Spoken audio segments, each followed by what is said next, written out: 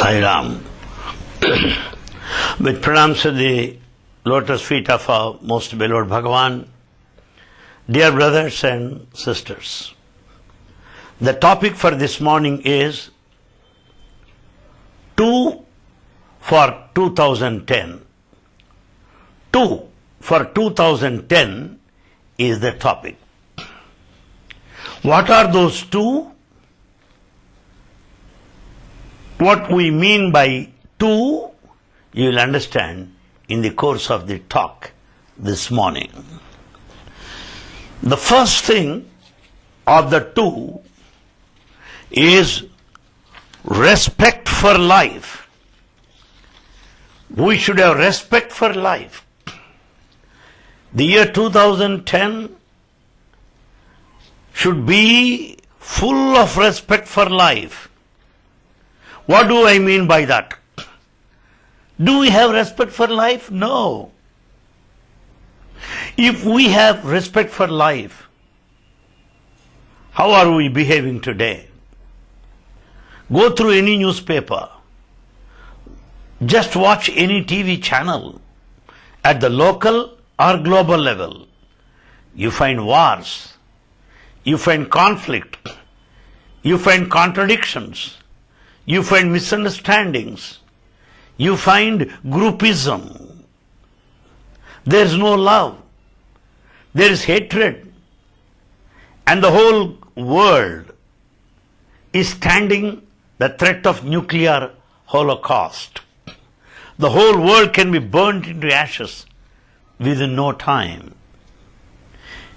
Is this the sign of respect for life? I don't think so. Apart from that, selfishness, politics, our concentration on finance, money, have almost made us disrespectful for life. Therefore, I thought that out of the 2 for 2010, the first must be respect for life. If I have respect for life, the whole earth would be a paradise. All our fellow men will be angels. We'll have heavenly experience if we develop this spirit of respect for life. After all, ethics speak of this respect for life in particular. Ethics value respect for life at the highest rate, at the highest level. There can be no ethics at all if we have no respect for life. Therefore, the fundamental teaching of ethics lies in respect for life. Let us develop it more and more. Well, if we don't have respect for life, what are the effects? You may question me. Well, what will happen if I have no respect for life? The answer is simple. You will be unreasonable. You will lose the sense of reason. There will be no logic. There will be no rationale. There is no scientific thinking. Everything will be in darkness if you lose respect for life. What all that you speak, what all that the way you act will not stand to the test of reason, logic, or scientific grounds either. So the first effect is a life which is not reasonable. And the second, if I lose respect for life, it means what? It is thoughtlessness. I have no thought. A man of thought will have respect for life. You are thoughtless, meaning you don't think of tomorrow. You don't think of your fellow men. You don't think of the community. Therefore, you'll be thoughtless if you have no respect for life. Thirdly, lack of respect for life takes you to war. The war is because of lack of respect for life. Therefore, my friends, I thought that respect for life should be given priority in this year 2010. What do I mean by that? Many things can be said about this respect for life. To sum it up, to put it in 2 words, respect for life means sympathy and love. Have sympathy and love. These 2 are enough to cultivate, to develop the spirit of respect for life. Well, what do I mean by love? Love, as we know, as we experience, is attachment, which is certainly not true love. Love is not infatuation. Love is not possessiveness. Love is not ego. Love is not attachment. Love is not mundane. Love is not self-centeredness. Love is not narrow-mindedness. Love is not regional. Love is not factional. Love is not linguistic. Love is universal. Love is fundamental. Love is divine. Love is blemishless. That kind of love wants you to love all beings. That's what Baba says, love all and serve all.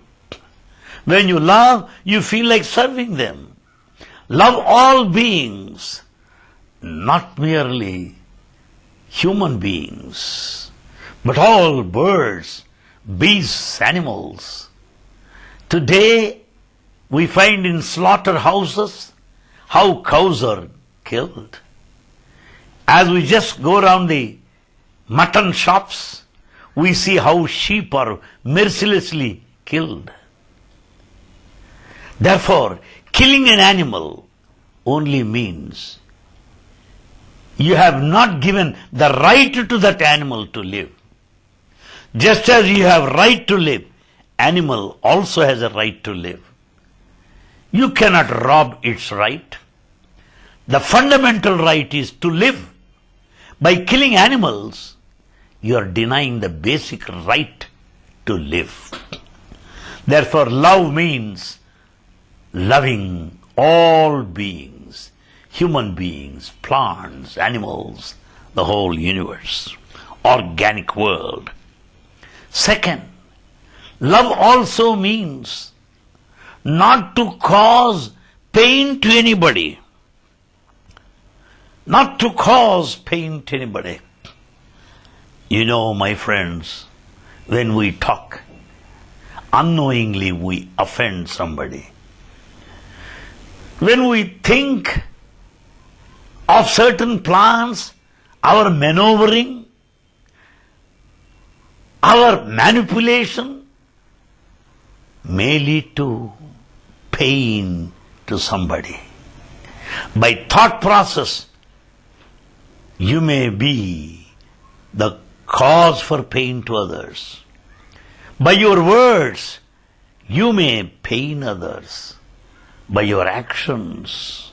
So let us be cautious that love means not to inflict pain to anybody by any way, thought, word, and deed. Third, love also means sacrifice. Mother is ready to sacrifice her life for the child. Why? Because of her love. Wife is ready to sacrifice her life for the husband. Why? Love for her husband.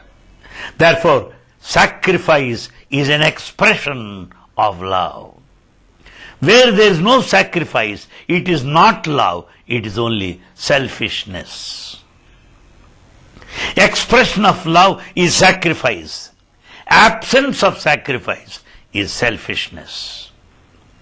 Therefore, let us learn to sacrifice. Baba sacrifices all his time, all his energies, all his resources for the entire humanity, to make everybody happy, lead a prosperous life, lead a blissful life, a happy life, hale and healthy. Meaning, pleasure lies in making others happy. There will be no pleasure if you cause pain to others. So, love means not to inflict any pain to anybody and to develop the spirit of sacrifice. Above all, true love is love for God. Spiritually, love for God is divine. Socially, when you love God, you love everybody because same God is present in everyone. If you love socially, it is not possible to love everybody because you have got your own limitations. You have got your own ideas, your own dogma, your own fundamentalism, your own interests, your own agenda, your own goals, your own motives. Well, that will never make you love all. So, in order to love all, you should love God first. When you love God, you'll be able to love everybody. That love is divine. That love is spiritual. That life is God's life. God's life is not anything different from human life. Human life is under certain limitations. God's life is beyond. So we do have love. If this love grows above our limitations, beyond our limitations, if that love is ever expanding, to quote Baba, expansion of love is life. And this is the quality of the divine love. Therefore, my friends, respect for life is the first of the two for the year 2010. Respect for life also wants us to be, and not to seem. We may appear to be good, but let us be good, not appear to be good. Let us be spiritual, not appear to be spiritual. Let us be honest, not appear to be honest. To be is more important than to appear. This is a sign of true respect for life. When you respect your life, you'll never be hypocrite. You will never have double standards. You don't cheat yourself. You don't deceive others. Why? Because you are what you are. You are in a state of being. Be and never want to be, never wish to be, never appear to be, but be always. Be what you are, what you should be. That is a sign of respect for life. And this state, when you are in that state of be, that will take you to your being, the true reality. The reality is being. That being is possible from this state of be. From be to being. If you just appear to be, you are only an actor. It is only a drama. Therefore, in a drama, you are not what you should be. You appear to be that role you play. In a drama, you may play the role of Jesus Christ. You appear like Christ, but you are not Christ. But if you imitate Christ, if you follow his footsteps, you are the Christ. Be a Christ and don't appear to be a Christ. This is respect for life. When you are in that state of this be, easy to experience that being, your inner reality, the true self, the cosmic self, the universal self. Then you may ask me another question. What are the benefits if I have respect for life? What do I get? Or what are the profits or what are the gains if we respect life? Well, the first and foremost is you'll be creative. You'll have creative powers because life is creative. Life is creative. Why? It is the gift of Creator. Creator has given you life to be creative. You can be creative if you have respect for life. And you have respect for life, you are ready to help anybody in times of need. You are ready to extend your helping hand to the poor and the suffering. It will make you man of action, a karma yogi. Man of action. That is the sign of respect for life. And third, when you respect your life, you will develop a kind of awareness, alertness, wakefulness, watchfulness of your inner being. What you really are. Not what others think you are. Not what you think you are, but what you really are. The respect for life will help you to experience that being what you really are. That is the third point. Fourthly, respect for life will also make you respond, be receptive, be sensitive to the suffering of others. To the suffering of others. When an area is affected by tsunami, when an area is affected by floods, we read in the newspapers today, Haiti, because of earthquake, 1 lakh people died there, Haiti, of Caribbean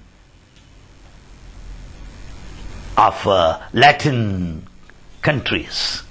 What a havoc it is. What a damage that earthquake has brought in their lives.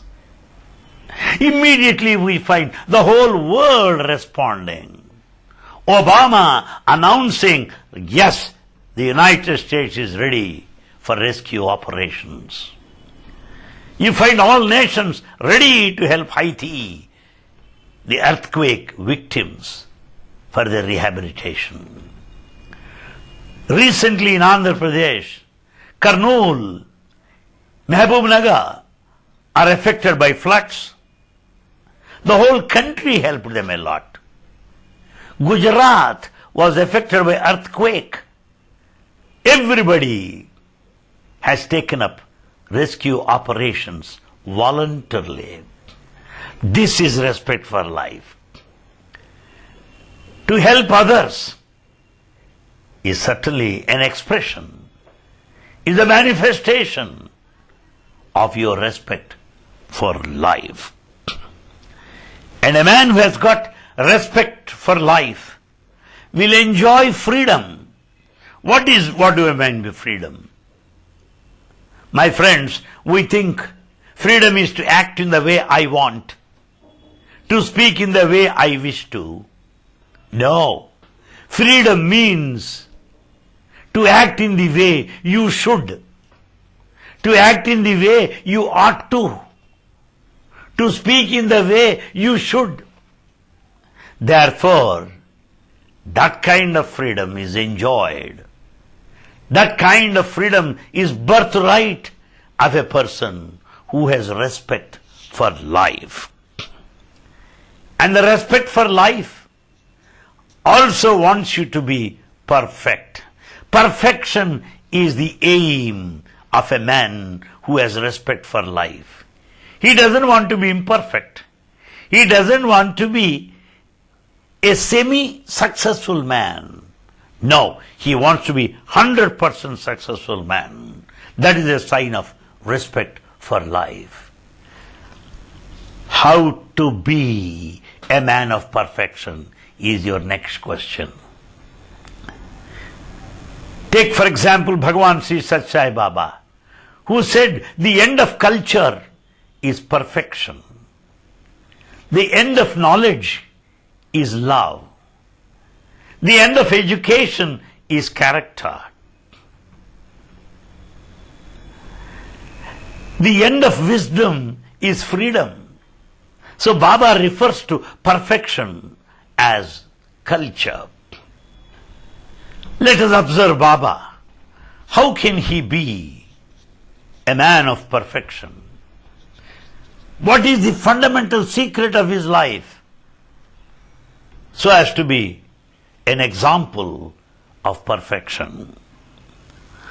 That perfection lies in his simplicity and humility. Baba is extremely humble. Baba is totally simple.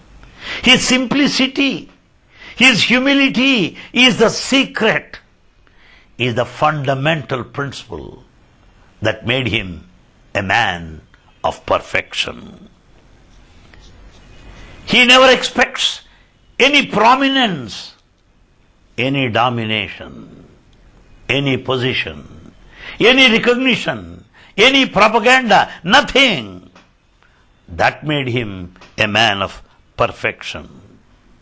Therefore, my friends, if we want to be men of perfection, which is the ultimate expression of our respect for life, lies in being simple and humble. That's all.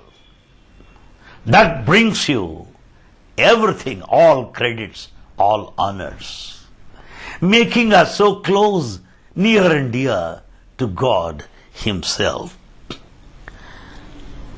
What kind of simplicity Baba has? What kind of humility that Baba has? Let us observe him. I give you an example. Baba making a porridge, meaning cereals, milk and sugar. to a boy who fell sick. He shows his motherly love, utterly simple. I also see Baba going close to poor people. In the biography it is said, Baba visited the house of a cobbler. He had spent some time in a hut. That is his simplicity. You should also see him very close to beggars who are very poor people. There were times when Baba asked all the peons, the helpers in the ashram, to sing. And Swami went close to them in his wheelchair.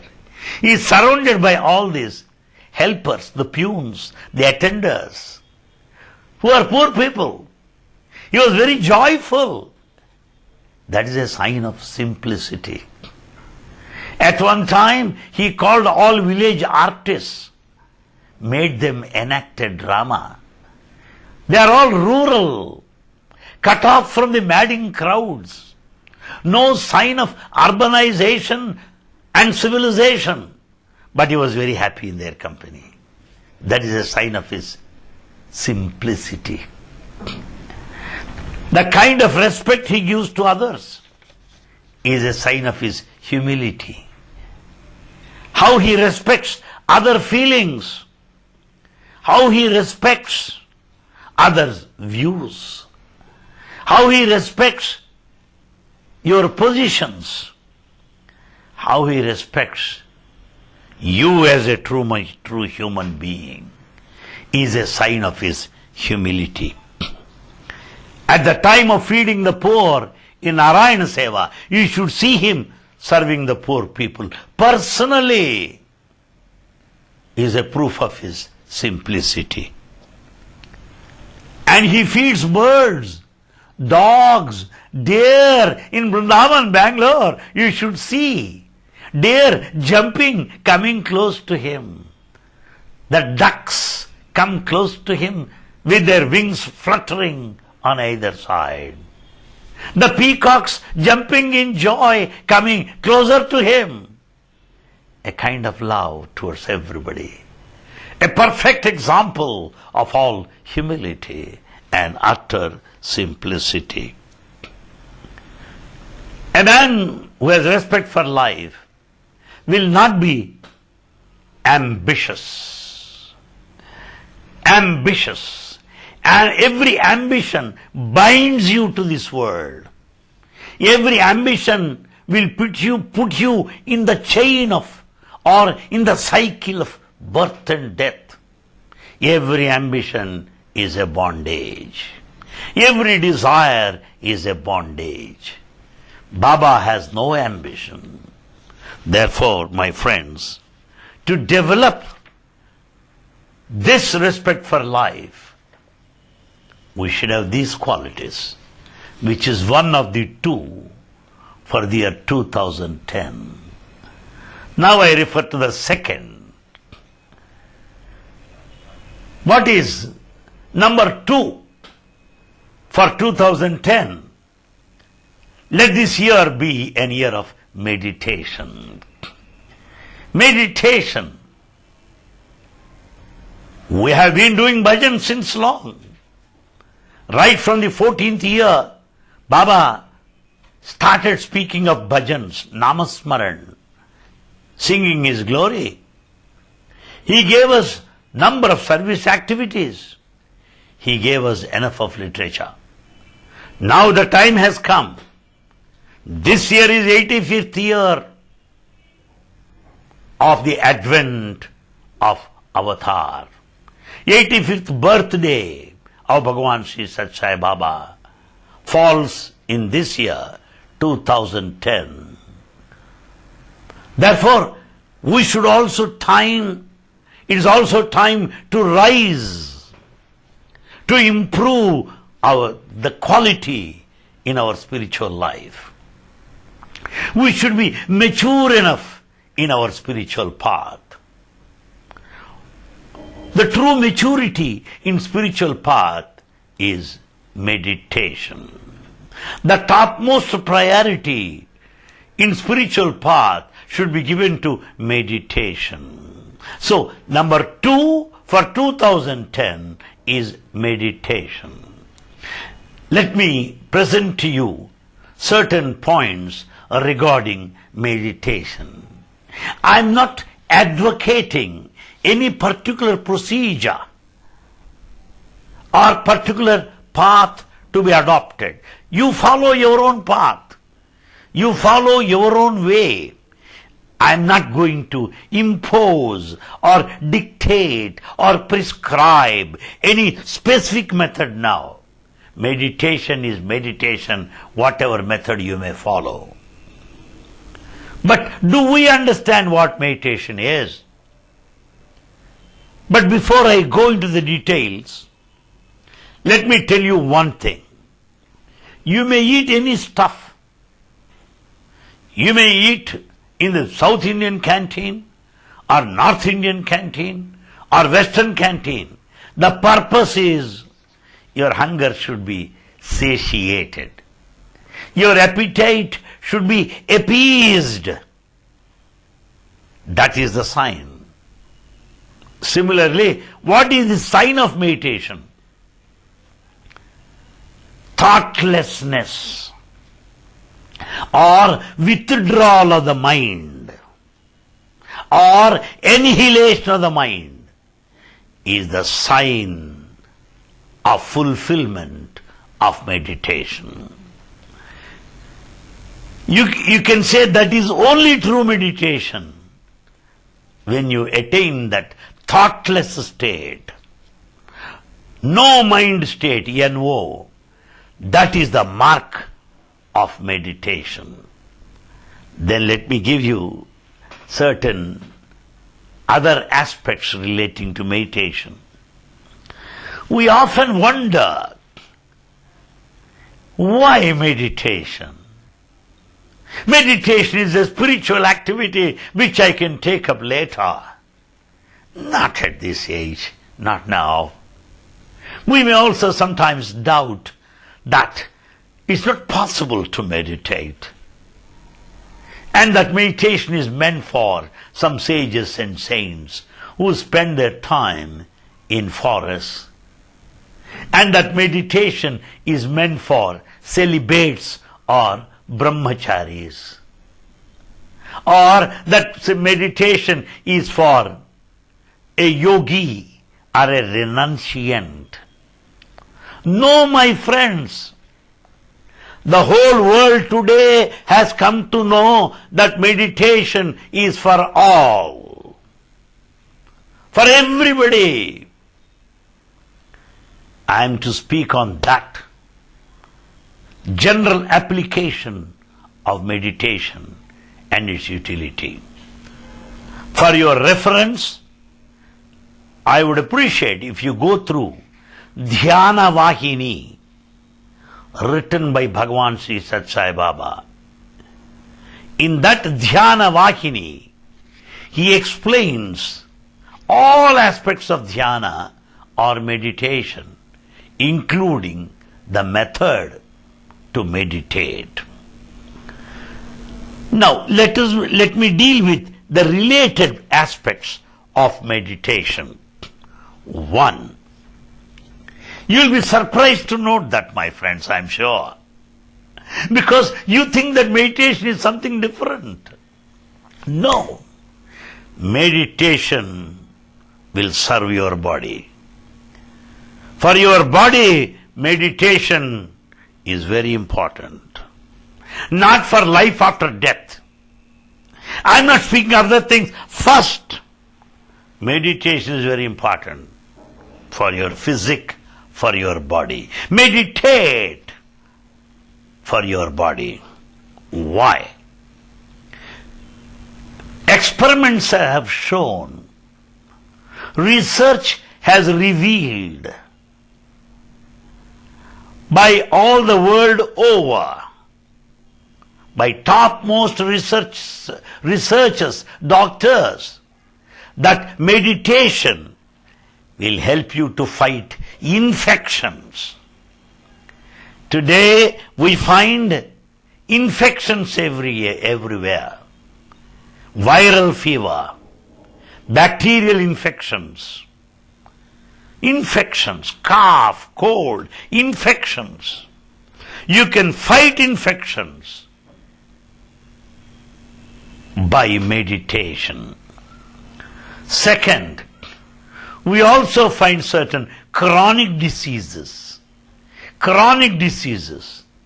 People are frustrated because of the chronic diseases, as there is no escape out of them. Researchers have shown concrete examples of winning over chronic diseases by meditation. So meditate for your body. Second, God has given some immunity in our body. The body will not catch any disease immediately, no. There is some kind of resistance within us.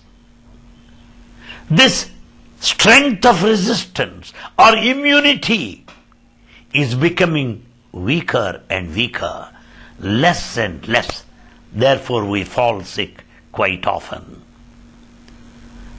Our grandfathers are very healthy. Why? They have very high levels of resistance in their body. We fall sick every time. Why? Very low levels of resistance in our body. That immunity is less and less within us. Experiments have proved you'll have more resistance and immunity by meditation. Meditate for your body. Next, in fact, to be alive, one should be fit enough. One should be healthy. Without being fit, what for is this life? We don't want to lead a sickly life. To be fit and to be healthy, meditate. Meditation for health and fitness. Next advantage. And not only that, my friends, we take medicines. There's nothing wrong about it. There are general hospitals. There are super specialty hospitals.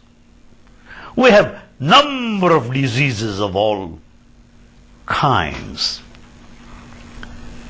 Physicians and surgeons are busy everywhere. But you may go for a treatment. Yes, go for a treatment when you fall sick. But meditation will give additional strength for the treatment to be effective. The treatment should be effective. The treatment should bring about cure at the earliest. So, for the treatment to be effective, meditation will be supportive. Will be supportive.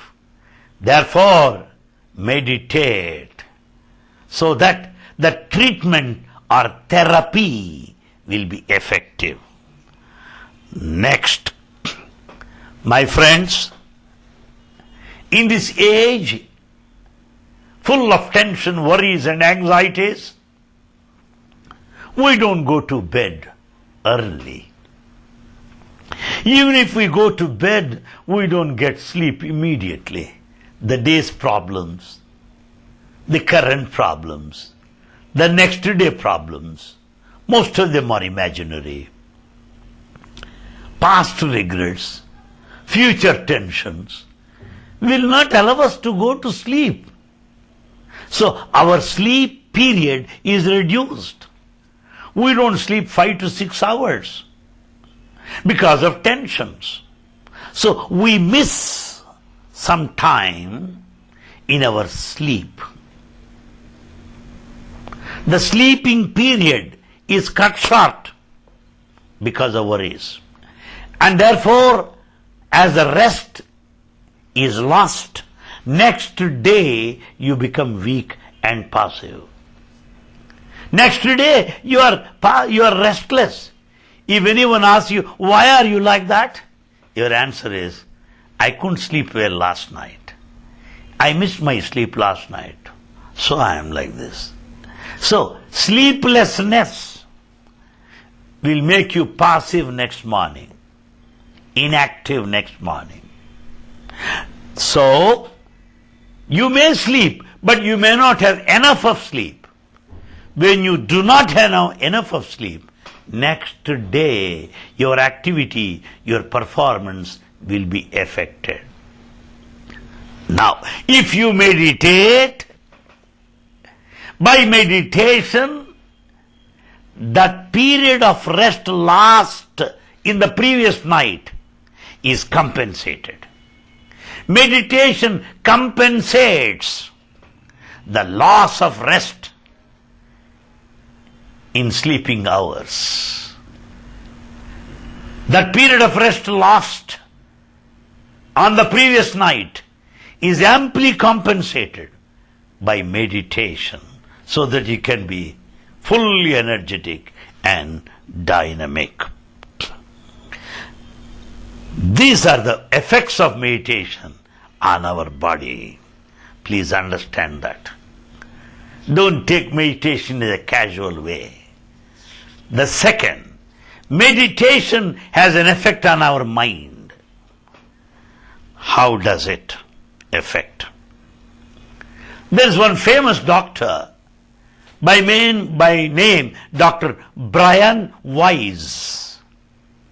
Dr. Brian Weiss clearly explains that meditation will help you to get out of fear complex. Most of us are fear-stricken.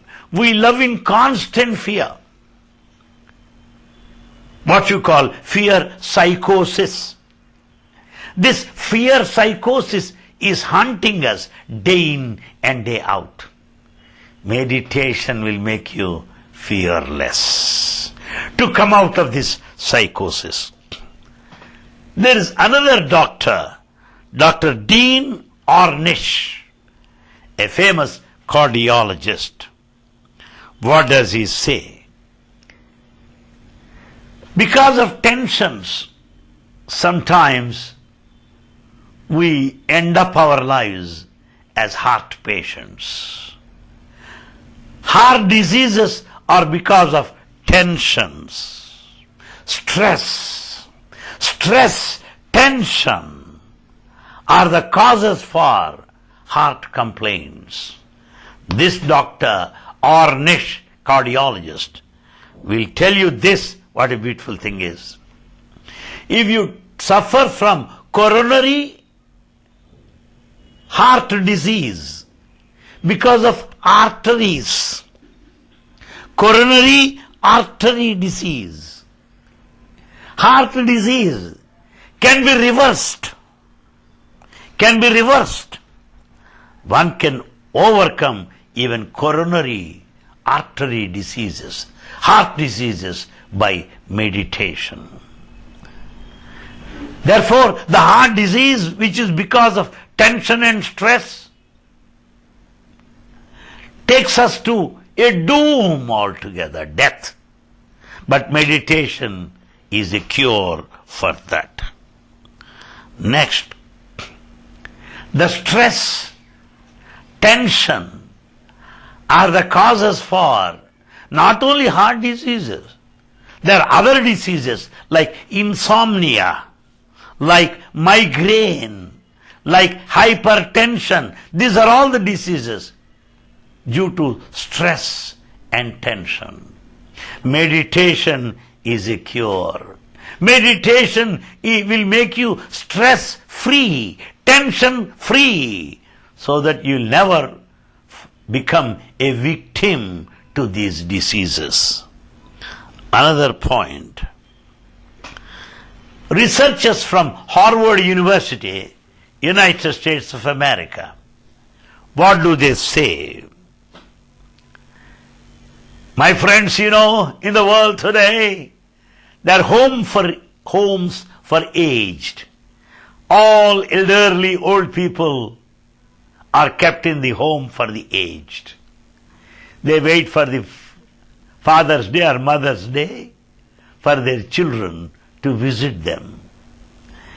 And most of the old people in these homes, they are depressed, they are frustrated because they are cut off from their family links. They are cut off from their kith and kin. Because the chains of love are broken. Therefore, they are depressed.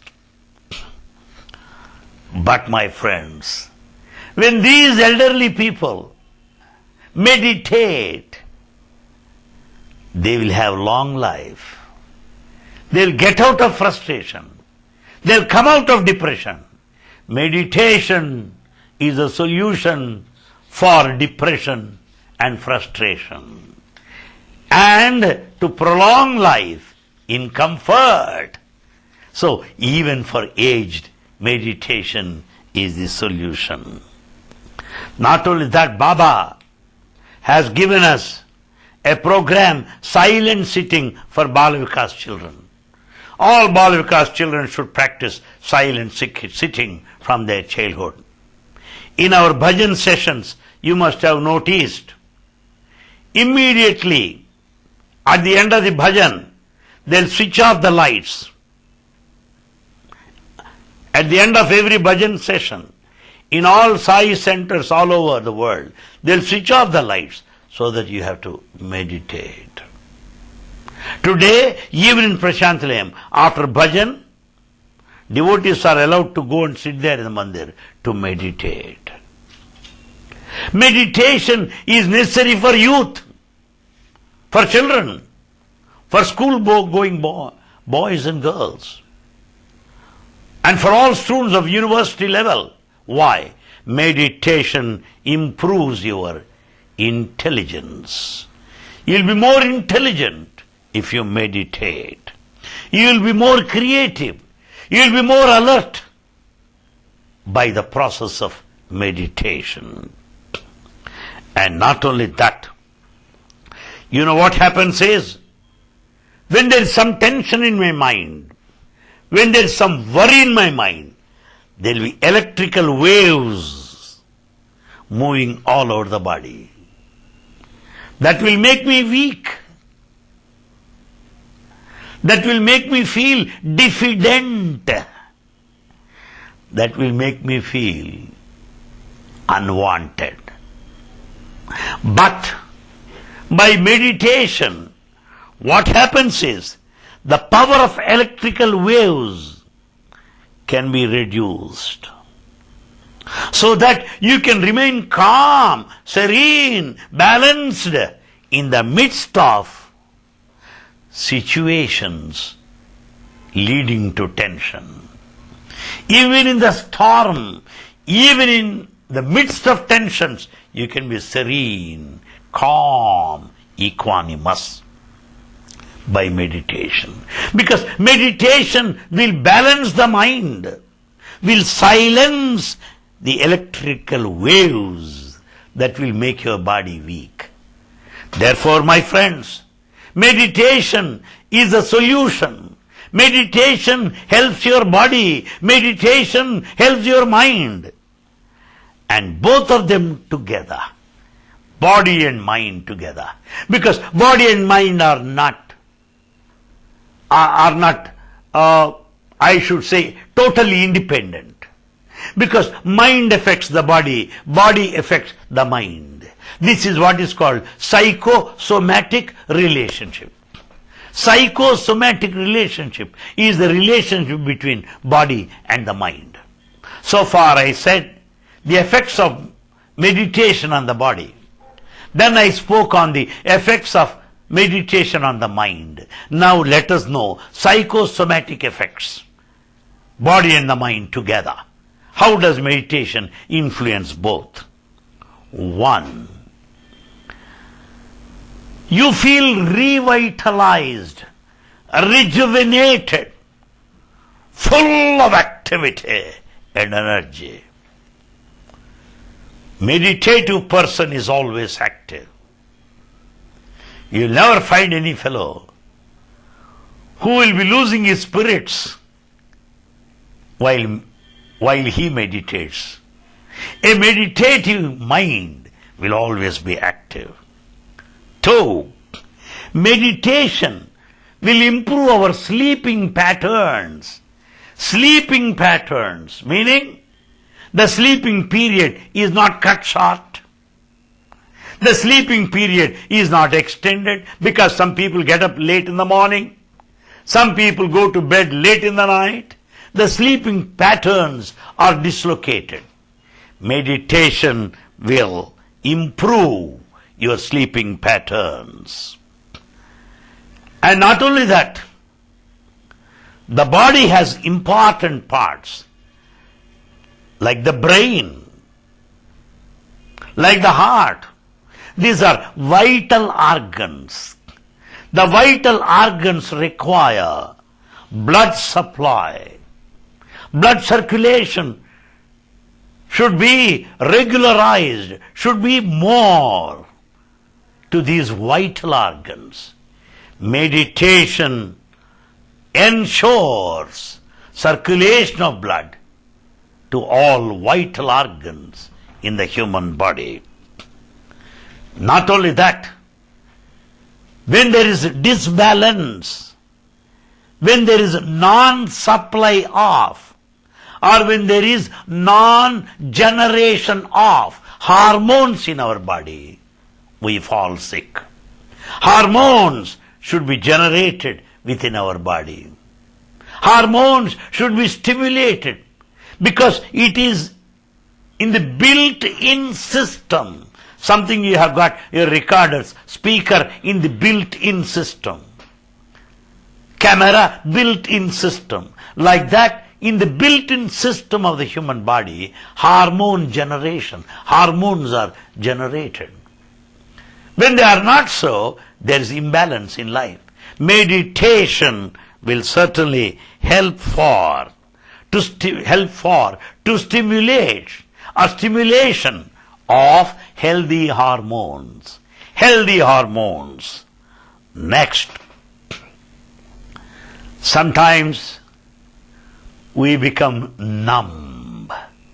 Sometimes we lose connection in the thought process. Sometimes we lose memory.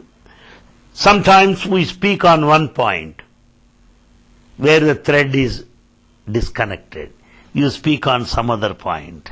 The continuity of thought is gone. Why? Because brain cells are not alert. Brain cells are not energetic. Therefore, to optimize the brain cells, meditation is necessary. Next, today we have become addicts of all drugs. You find people swallowing so many pills, 6 to 7 every morning. That's why everyone wants the breakfast to be ready. These drugs cannot be taken without breakfast. Unless you eat something solid, you cannot take any tablet for blood pressure or sugar. So you should eat something. So we depend on drugs, but meditation will help you not to totally depend on drugs. Dependence on drugs will be less by meditation as per research going on today. And today we find all over the world youngsters taking to drugs like marijuana, like other injections like pethidine, other bad habits like addiction to alcohol, smoking. These things are going on everywhere, which is a global threat almost. Though we know alcohol is injurious, one is not able to give it up. Though tobacco is injurious, nobody is able to give it up. So we are addicted to these vices or bad habits. But meditation is a cure is a cure for all harmful addictions. You'll be free from all these things if you are the man of meditation. The next, at the age of 85, Baba is very smart. He has not lost his memory. Why to that extent of Bhagavan Baba?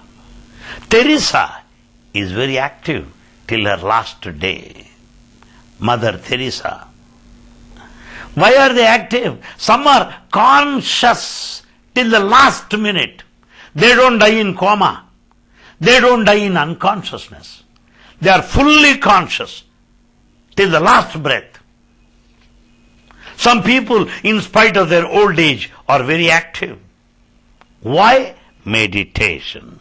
Because meditation reverses the aging process. Some people grow younger and younger day by day, though their calendar will make them older and older. As per the calendar, they are older. But by meditation, they are younger. So, meditation reverses the aging process because the brain cells will not die. The decaying process of brain cells is slowed down by meditation so that you can continue to be young and smart. That is one thing. And now, I would also give you an experiment, my friends. Supposing you sleep for 4 to 5 hours, there will be a fall by about 8% in our metabolic rate in terms of relaxation. In terms of relaxation of the body, by sleeping 4 to 5 hours, the metabolic rate falls down by 8% so that you will feel relaxed physically. This is one thing. But by meditation, 20% drop in the metabolic rate is observed in body relaxation. Body relaxes 20% by meditation, whereas by sleep, body relaxes only by about 8%. This is a research finding. Therefore, my friends, for the 2010 is meditation. Meditation in general, broad spectrum of meditation, cleans and purifies our mind.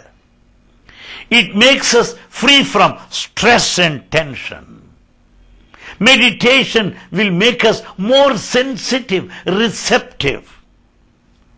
And meditation will help us to be aware of ourselves, the purpose of life, the awareness of the reality and the self.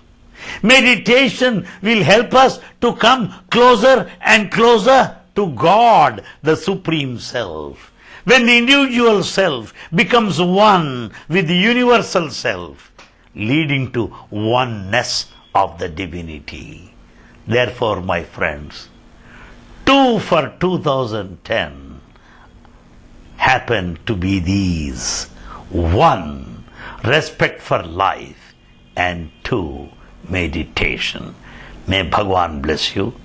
I repeat once again, Dhyana Vahini will help you a lot in this respect, and Jyoti Jhana, Jyoti meditation, meditation on the lamp. Meditate on the lamp. Imagine that lamp at the center of 2 eyebrows. Imagine the light all over the body. Imagine the light all around in the surroundings. It is the light that unifies, that harmonizes the body, the soul and the mind. And the light that harmonizes, that binds you all together in perfect unison. with all your surroundings, expressing the unity of the divinity. That's what explains Jyoti meditation. There's another meditation, pranayama, or breathing exercise. This breathing exercise has 3 steps. Inhale, puraka. Exhale, rechaka. Third, after inhalation, you retain your breath. That is called kumbhaka. Inhalation, breathing in, retention, detention, kumbhaka, exhalation is rechaka, 3 steps, pranayama. Time taken to breathe in should be equal to the time to breathe out. First step. Second step, time taken to breathe in, time taken to breathe out should be same as the time taken for retention. By this process of managing breath or breath management, what you call pranayama, you will have a control over your thoughts. The thought management is out of breath management, which is meditation. But Baba warns us, this process is difficult. This pranayama should be done under the supervision of an expert, or else you'll get your lungs spoiled. Mind will turn mad, so it is dangerous. Then the third is what you call watch your breath. Swasapai dhyasa. Swasa, breath. Dhyasa, concentrate. Watch your breath. That's what Swami says. Soham. So hum. Breathe in, breathe out. As you think of breathing in, breathing out. Soham process. I am that, I am that, I am that, I am God, I am God. This is the breathing process or Soham process of meditation, which is also the best, because unknowingly we do that in our breathing process. We breathe in and breathe out. But when you are aware of it, if you are conscious of it, it becomes meditation. If you are not conscious, it is a physical process. If you are conscious, it is meditation. May Baba help you in this process of meditation, which is the ultimate in our spiritual path. Sai Ram. Om Asato Ma Sagamaya Tamaso Ma Jyotirgamaya Mrutyorma Amrutangamaya. Om